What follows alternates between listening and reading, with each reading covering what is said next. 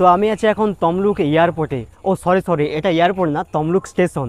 আর এখন স্টেশনটা মানে রিসেন্টলি খুবই ভাইরাল হয়েছে, কারণ এই তমলুক স্টেশনের আগের যা লুক ছিল এখন কিন্তু সেটা পুরো চেঞ্জ হয়ে মানে অন্য রকমই হয়ে গেছে বলতে গেলে। এয়ারপোর্ট আমাদের মানে এখানে সবথেকে বড় রেল স্টেশন যেটা হচ্ছে মেছেদা, কিন্তু মেছেদা তো এত সুন্দরভাবে ডিজাইন করেনি যেটা আমাদের তমলুকে হয়েছে। সেই জন্যই তমলুক স্টেশন এখন কিন্তু প্রচুর ভাইরাল। এখানে রোজ রোজ মানুষ আসে ভিড় করে শুধুমাত্র ছবি আর ভিডিও তোলার জন্য।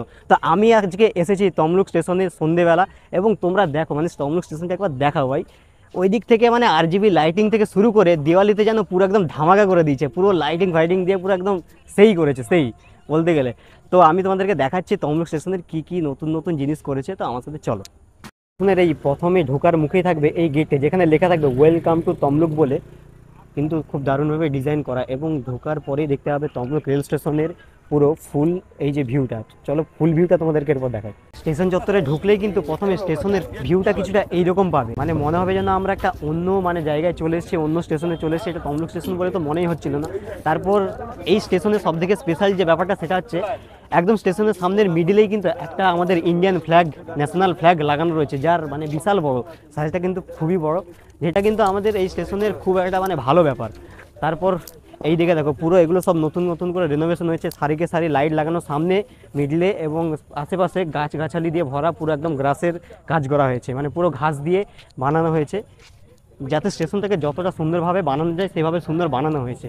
তারপর সামনে দেখো তমলুক তিনটে আমাদের ল্যাঙ্গুয়েজে লেখা আছে, বাংলা, ইংলিশ এবং হিন্দিতে। সুন্দর কিন্তু এইদিকে দেখো দেওয়ালে বন্দে ভারতের কিন্তু পেন্টিং করা রয়েছে, মানে বোঝা যাচ্ছে যে এটা একটা স্টেশন এবং সেখানে ট্রেন ঢুকছে, এইভাবে কিন্তু ডিজাইন করা হচ্ছে। উপরে তো তিনটা ল্যাঙ্গুয়েজ তোমাদেরকে দেখিয়েছি, তার সাথে ছবি দেওয়া আছে আমাদের ক্ষুদিরাম বসু টসুর, আর আমাদের মানে স্বাধীনতা সংগ্রামীদের ছবিও দেওয়া আছে। উপরে দেখা স্বাধীনতা সংগ্রামীদের ছবিও দেওয়া আছে, সেদিকে ক্ষুদিরাম। সামনে লবি থেকে যখনই আমরা স্টেশনের ভেতর দিকে আসবো তখনই দেখতে পাবো এদিকে একটা ইলেকট্রিক বোর্ড লাগানো আছে, ইলেকট্রিক এলইডি বোর্ড লাগানো আছে, যেখানে তোমার সমস্ত টাইম টেবিল, ট্রেনের টাইম টেবিলটা দেখানো হবে। তারপর ওইদিকে একটা ক্লক লাগানো আছে বড়, যেখানে তোমরা লাইভ টাইম দেখতে পাবে।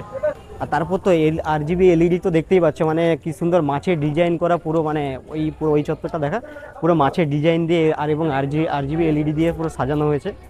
মানে বোঝাই যাচ্ছে না যে এটাতে আমাদের পুরো যে তমলুক স্টেশন সেটা কিন্তু আমরা বুঝতেই পারছি না।